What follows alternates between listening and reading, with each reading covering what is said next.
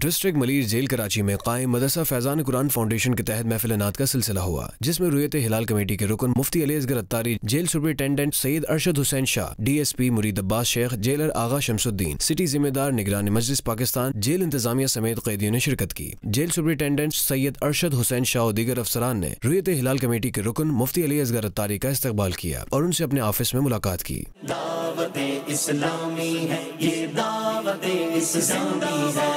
محفل نعت سے مفتی علی اصغر اتاری نے شرکاء کے درمیان سنتوں بھرا بیان فرماتے ہوئے شرکاء کو رزق حلال کمانے کی ترغیب دلائی۔ ان کا کہنا تھا کہ ڈکیتی، چوری، حرام طریقے سے کمائے گئے مال میں کبھی برکت نہیں آ سکتی۔ رزق حلال وہ ہوتا ہے جس میں اللہ کا فضل شامل ہو۔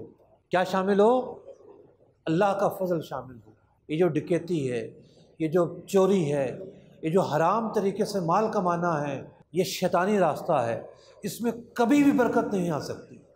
ایک غریب تھوڑا سا کماتا ہے اور سکون کی نیند سوتا ہے، ایک مجرم کتنا ہی زیادہ کما لے لیکن کبھی بھی اس کو چین نصیب نہیں ہوتا، برکت نصیب نہیں ہوتی، ہمیشہ بھاگتا پھرتا ہے۔ تو برکت جو ہے وہ اللہ کے فضل میں ہے، اور اللہ کا جو فضل ہے وہ حلال میں ہے۔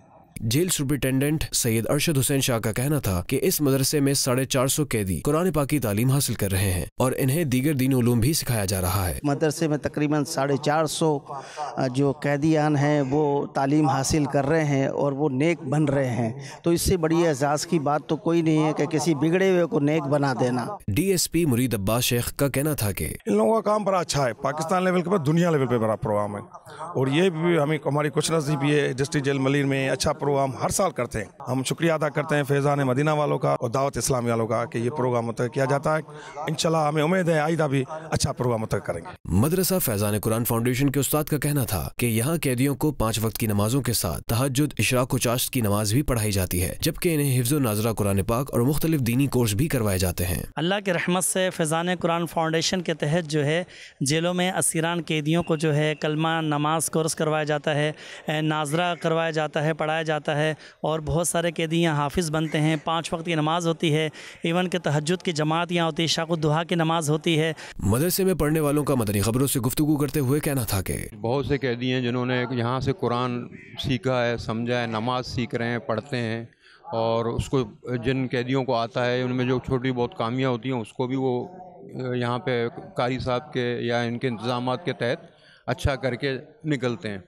تو میں سمجھتا ہوں ان کے اقدامات کافی اچھے ہیں، سسٹم وغیرہ یہاں پہ۔ اب ان کی بدولت سے آپ کو میں یہ کہہ دیتا ہوں کہ میری داڑھی نہیں تھی ماشاءاللہ سے، ابھی سنت رسول کے اس میں جامع میں ہم ڈھل چکے ہیں، اور کس وجہ سے ان کی محنت ہے۔ اس سے جو ہے نا ہم کو بہت خوشی پہل ہوتا ہے، اس سے جو ہے نا ہمارا حوصلہ بلند ہوتا ہے۔ آج پورا قیدیوں کے منہ پہ مسکراہٹ ہے، ایک خوشی ہوتا ہے، یہ اچھا کام ہے، اس میں بار بار ہونا چاہیے۔ محفل نعت کے اختتام پر صلاۃ و سلام پڑھا گیا اور دعا بھی ہوئی۔ قیدیوں نے مفتی علی اصغر اتاری سے ملاقات بھی کی، جبکہ جیل انتظامیہ نے مفتی علی اصغر اتاری کو ملیر جیل کے مختلف حصوں کا دورہ بھی کروایا۔